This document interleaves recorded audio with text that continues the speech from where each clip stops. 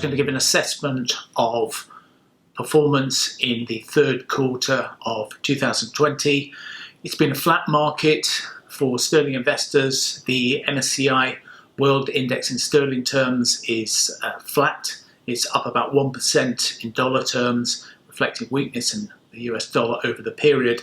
But that does mask some varying performances between individual markets. The US market has had yet another good quarter. The S&P 500 up over 4% in the quarter. The Nasdaq index up over 5%. In contrast, European markets have been down by 2% on average, and the FTSE 100 index, our index, is down 5% in the current quarter, which is very disappointing, really. The UK performance, I think, reflects a number of factors, one of them being the weakness in energy stocks, which have had another bad quarter. In August, we saw BP cutting its dividend in half and announcing a complete change or revitalisation of the company. Future, it's going to be part utility, part renewables company, as well as an oil company, and they've already said it's the biggest change in their 110-year history. And there's a lot to play for. It's a big transformation. Financials have also done poorly over the quarter.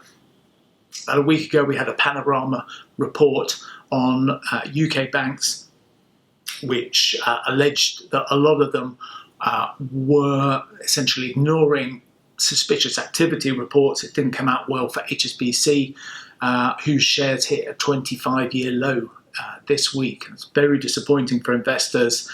25 years ago, HSBC shares were an obvious buy. Whether they are in the current scenario remains to be seen. It looks as if they may be put on a blacklist by the Chinese authorities, which isn't great, let's face it, given China is supposed to be their main growth market going forwards. In contrast, technology shares have done very well again. Perhaps epitomising this were the shares of Tesla in the US, the car manufacturer. Is Tesla a technology stock or isn't it? Well, it is and it isn't in a way. It plays in, though, to many of the positive themes that are currently running in the technology sector. And the shares have risen fivefold at one point from March lows, although they have come back a bit since then. Looking forward to the fourth quarter. In terms of the outlook, we do think it's possible to paint a positive case for equity markets in the fourth quarter. They have been seasonally strong historically at this time, although we would suggest there are 5 possible risks to be aware of. So looking at those 5, first one would be the end of the furlough scheme. Rishi Sunak has said that the furlough scheme won't be extended beyond the end of October, but it is likely that some kind of targeted alternative will be introduced in its place to avoid a huge spike in unemployment in the fourth quarter. Secondly, COVID-19 obviously remains a major risk. Now, the virus, of course, is an unseen enemy, so we can't really illustrate it on the risk board, but we do want to see a curtailment in the current rate of escalation, and hopefully the recent moves on restraining people's movement will affect that. Thirdly, the US election. We try to illustrate that over here. So we've got the Republicans in the centre of the country. Republicans, of course, in the United States are represented by the colour red, unlike in the UK. We've also got the Democrats in the coastal areas in blue. Joe Biden, the Democrat candidate, is currently 8 percentage points ahead in the polls. It does look as if he will get elected. Online betting sites are more balanced, and they suggest the case for each is about 50-50. If Biden gets elected, that's going to be banned for energy stocks. It could result in an increase in corporation tax.